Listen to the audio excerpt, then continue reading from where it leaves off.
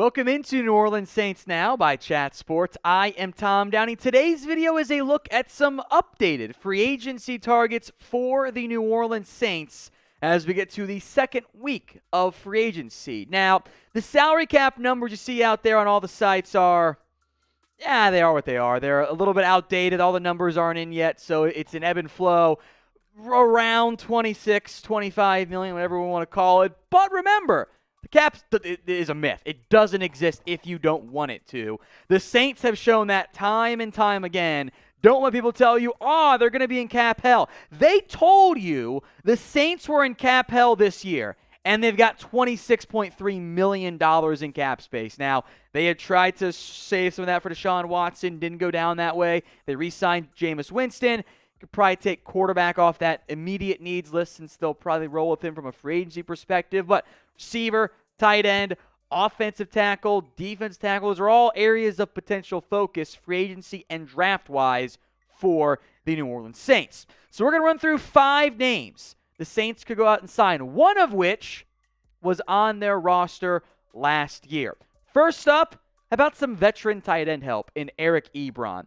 Ebron is not going to be an elite player at this stage in his NFL career, but he would be very, very cheap. He would be affordable for an organization that wants to maybe have some insurance in case, maybe Adam Trotman doesn't take that big step forward that he kind of needs to this upcoming season. So Ebron is a cheap, affordable option for New Orleans this offseason at the tight end position.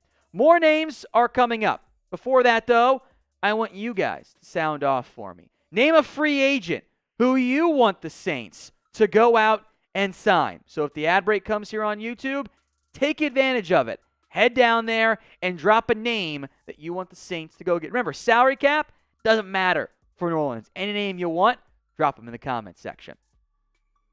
The first of 2 receivers on this list, Marquez Valdes-Scantling. Now, there's been a lot of buzz on him going back to Green Bay. As of filming right now, he is still out there. And if you're New Orleans, you redid the Michael Thomas deal. He is back on your roster. Deontay Hardy is there as a more as a wide receiver 3 or a super high-end 4. Marquez Callaway exists. MVS could be your deep threat, an upgraded version of Kenny Stills. So, is he going to break the bank? Maybe he gets a DJ Chark style deal, $10 million, whether it's on 1 year, 2 years, or however long. But I am excited to see if they could go pursue MVS, big-bodied, vertical threat, fits what the Saints could use. And adding somebody of that style, I think, would also help you unlock the arm strength that Jameis Winston has and the ability to go deep downfield, something that Taysom Hill can't do. All right, subscribe right now for more strays for Taysom Hill and the best Saints coverage out there. Sorry, Taysom Hill truthers. We are past the 4,275 subscriber mark. Look at the 5K, though. Other channels here at Chat Sports, they are slowly but surely beginning to catch up to us. Let's get that changed. Subscribe for free Saints videos every single day right here on New Orleans Saints Now. It's youtube.com/Saints Today. We mentioned running back depth because Alvin Kamara, he might be suspended for a game. And Mark Ingram, who I will forever love, is not what he was in his prime. So what about Jerick McKinnon? He showed up more in the postseason than he did in the regular season. Now, McKinnon was a former hyped fantasy guy, couldn't stay healthy in San Francisco. Injuries have always been a problem, but 4.4 yards carry on what would probably be a vet min deal. He could come in and compete for a roster spot with probably Tony Jones Jr. We'll see how the org feels about him. I always wonder about the offensive guys since, Sean Payton isn't there anymore.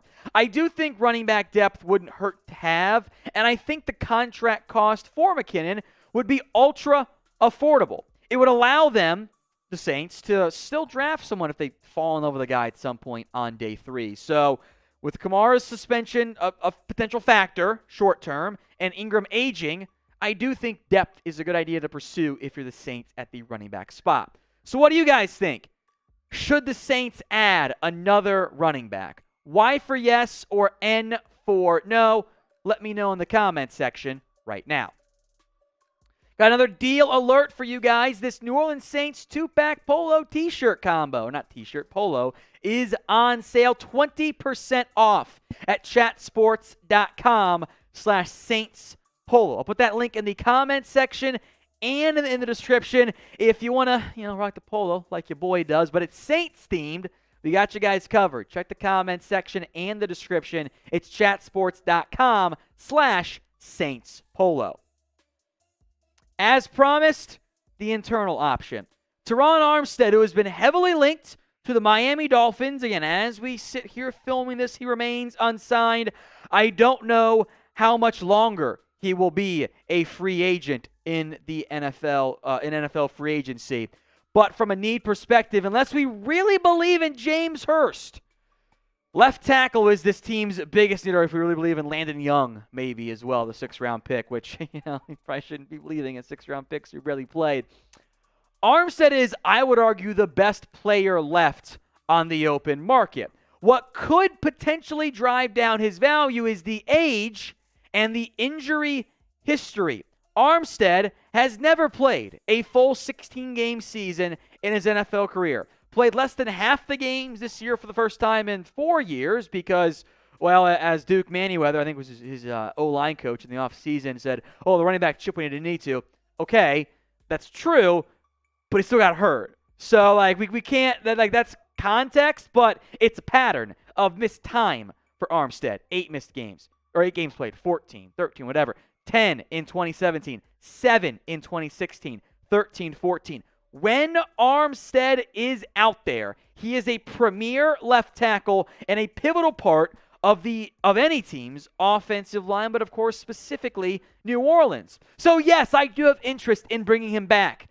I would worry though at his age, as he gets older and older, injuries don't get better as you get older. They tend to do the opposite and get a little bit worse. So what do you guys think? Should the Saints bring back Terron Armstead? Type in K for you want to keep him, or type in L for you want to let him go instead. Jarvis Landry, our last player here. Want a slot receiver that's a bit more dynamic than maybe a little Jordan Humphrey, no disrespect intended? How about Landry? How about a homecoming for Jarvis, who of course played at LSU?